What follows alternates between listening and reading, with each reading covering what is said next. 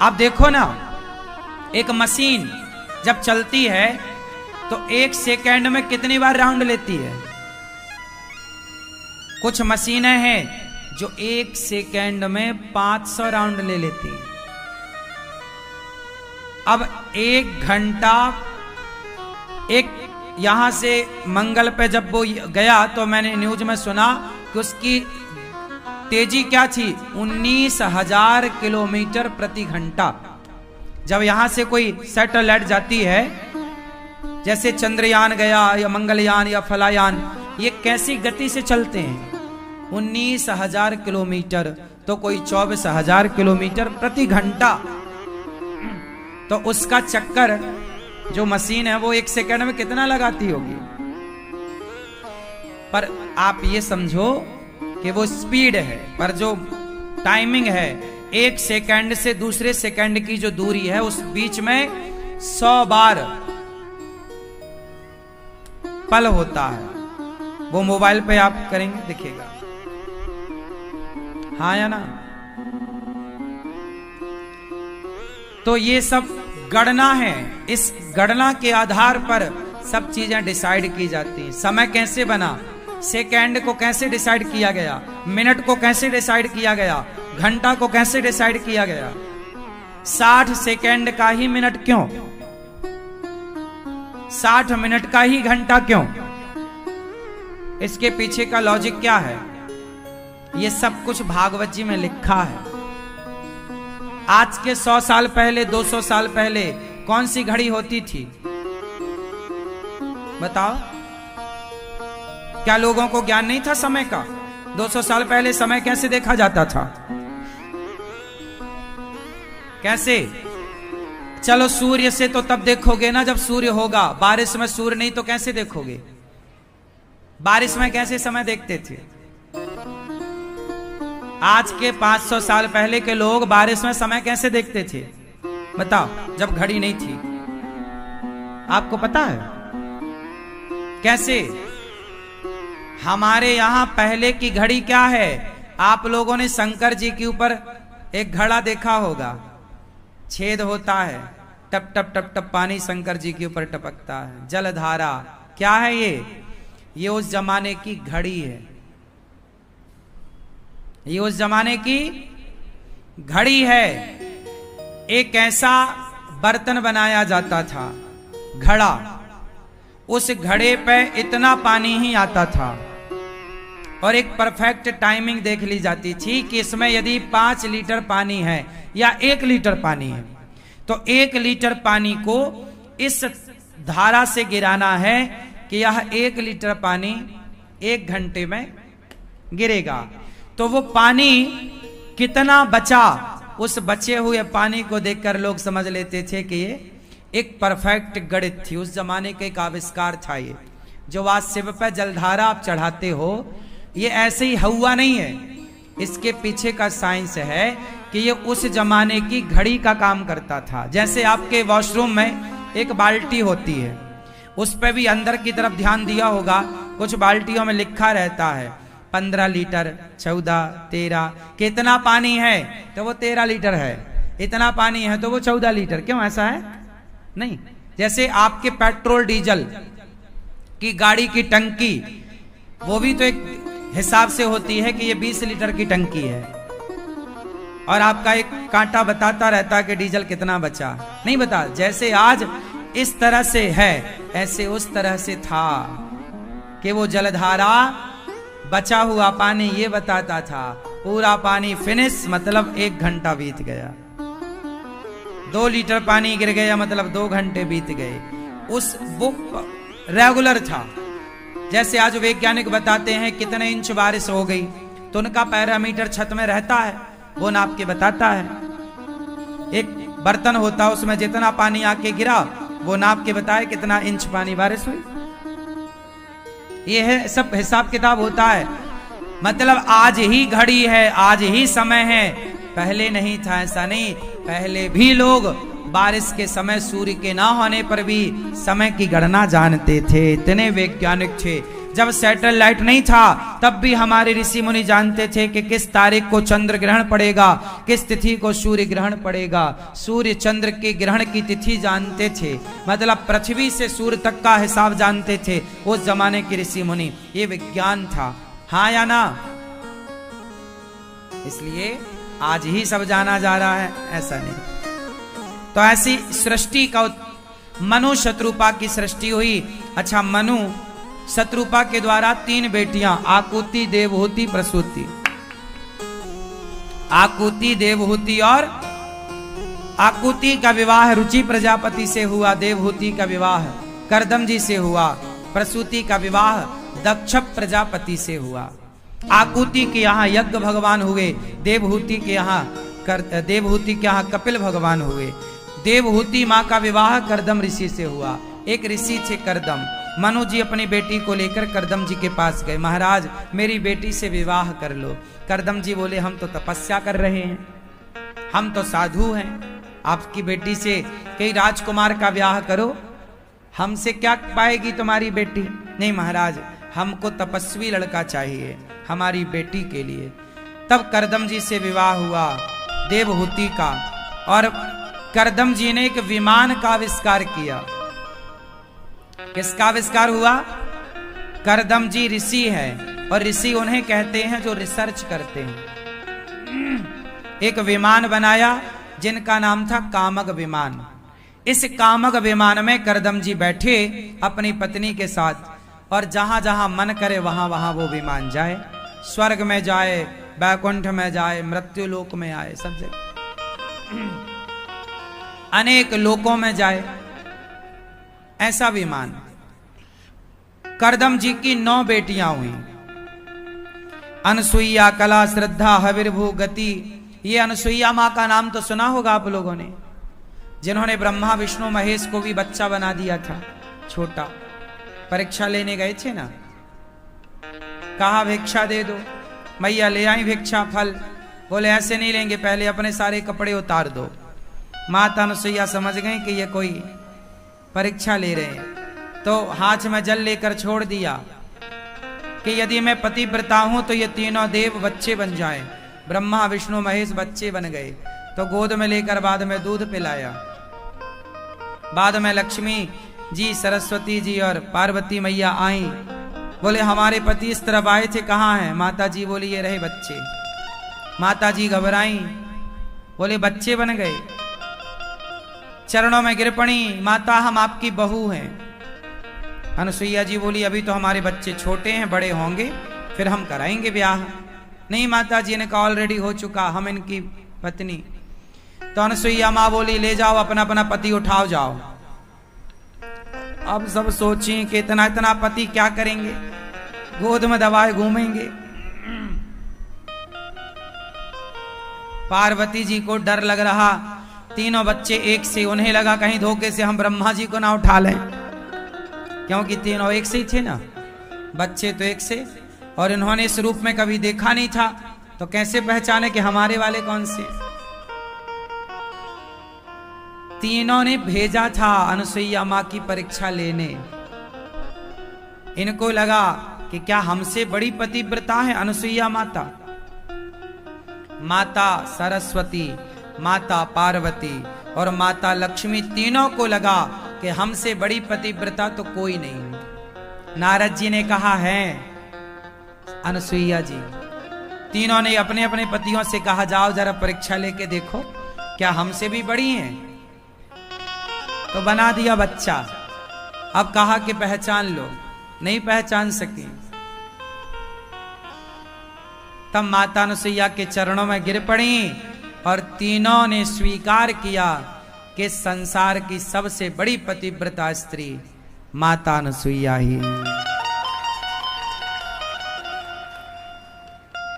तीनों को फिर बड़ा बना दिया जस का तस, तीनों की माता बन गई। यदि आपसे कोई पूछे कि ब्रह्मा विष्णु और महेश इन तीनों की माता कौन है, तो आप कह सकते हैं कि माता अनुसुईया है, क्योंकि इन तीनों ने परीक्षा लेकर बाद में इनके पुत्र रूप को स्वीकार किया। बाद में माता अनुसुईया के ये पुत्र भी बने। तो कहने का अर्थ ये है, जो माता अनुसुईया है वो किसकी बेटी है? जब ये इतनी बड़ी है माता अनुसुईया, इनकी बेटी, ये किनकी बेटी है? करदम जी की। इनकी माता का नाम, अनुसुईया जी की माता का नाम माता देवहूति। ऐसी बेटी की माता है माता देवहूति।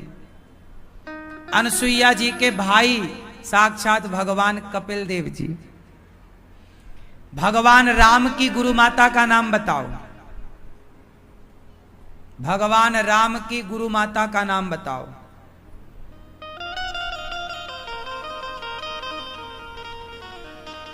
क्या नाम है? बताओ। सुभद्रा। माता अरुंधति। भगवान राम के गुरु हैं वशिष्ठ जी, और वशिष्ठ जी की पत्नी है माता अरुंधति। ये अरुंधति माता भी माता देवहूति की बेटी है। माता देवहूति की 9 बेटियां हुई। कितनी बेटियां हुई? 9।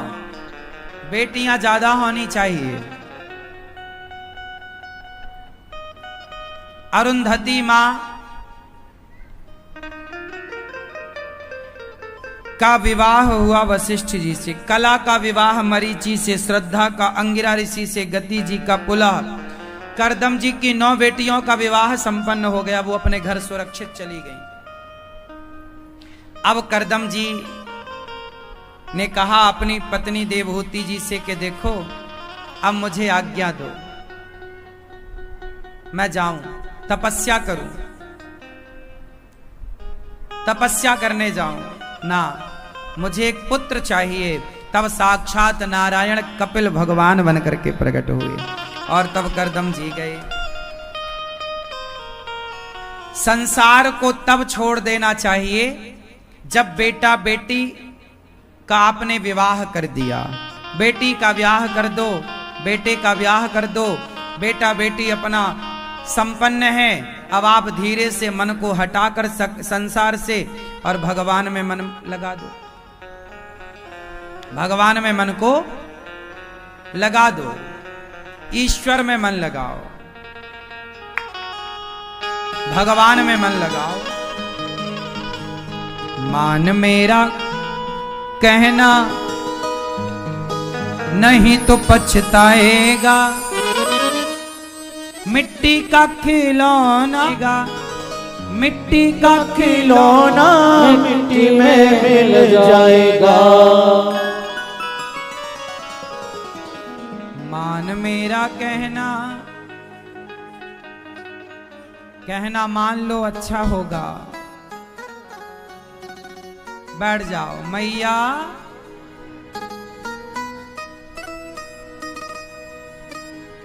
बेटा बेटा क्या करता है, बेटा तेरा एक दिन पड़ोसी बन जाएगा। शादी हो गई, पत्नी को लेके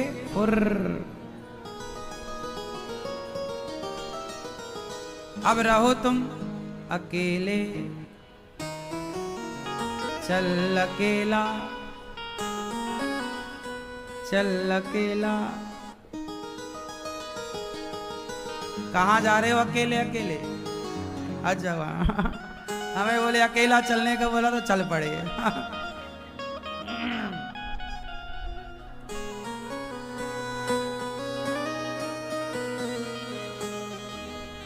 इसलिए कहता हूं, आपकी बेटी बेटों को खूब पढ़ा लिखा के लायक बनाओ, पर उम्मीद ना करो बच्चों से।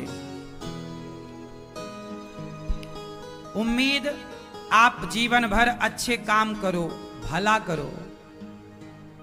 बेटा ही सेवा करता है ऐसा नहीं है। आप जिसके साथ भला करेंगे, निस्वार्थ सेवा करेंगे, तो आप समाज के साथ भला करिए, भगवान आपके साथ भला करेंगे। वो भेजेंगे आपके लिए कोई ना कोई। कौन आएगा ये मैं नहीं जानता, लेकिन ईश्वर किसी को आपके लिए भेजेंगे जरूर। सही है? इसलिए भला करने से भला होता है। आजकल लोग कहते हैं ना, हम सबका भला करते हैं, हमारा बुरा होता है। सवाल गलत है। भला आप सबका करिए तो भगवान आपका भला करेंगे। सब्र रखिए, बुरा नहीं हो सकता। भला करने वाले का कभी बुरा नहीं होता साहब, हो ही नहीं सकता, हो ही नहीं सकता। बेटा बेटियों को पैसा उतना ही दो जिससे वो अपना सेल्फ खड़े होकर अपना काम धाम कर सकें। बचा हुआ पैसा, घर मकान जमीन जायदाद तो बच्चों को दे दो, पर कुछ पैसा समाज की सेवा में लगाओ। क्योंकि जो पैसा बच्चों को दोगे वो तो दे दिया, वो आपका नहीं है, लेकिन जो समाज की सेवा में लगाओगे वो धन सदा आपका साथ देगा, पुण्य बन करके। क्या बन करके? बोलो।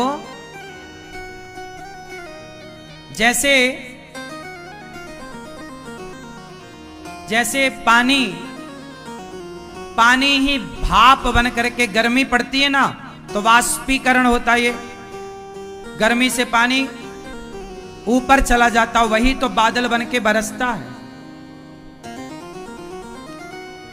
वही बादल बन के पानी बरसता है, जो जाता है। वही जो आप भूखे को भोजन कराते, प्यासे को पानी पिलाते, यही थोड़ा थोड़ा पुण्य, थोड़ा थोड़ा किया गया अच्छा काम आपका पुण्य बन के आपके साथ रहता है। बेटा आपके साथ नहीं रहेगा, बेटी आपके साथ नहीं रहेगी, पर आपका पुण्य सदा आपके साथ रहेगा।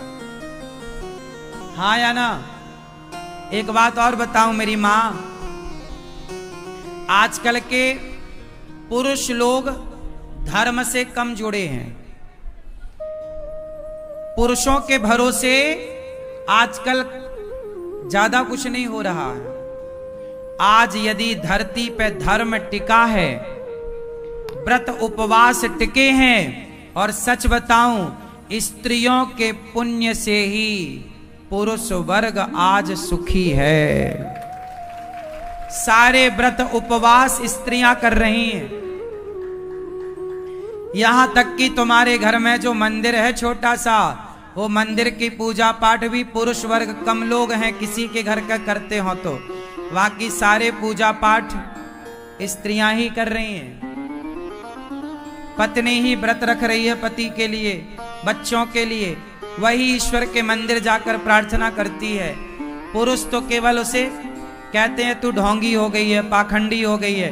वो इतना करती है, वो दीन दुखियों को रोटी देती है, वो भोजन कराती है, तो भी लोग उसे ही कहते हैं। स्त्रियों को ही पुरुष वर्ग कहता कि तुम कहाँ चक्कर में पड़ी हो, धार्मिक ज्यादा बन रही हो। अरे आपके पत्नी के धर्म से ही आपके घर में आज आपकी संपन्नता है, सब कुछ है।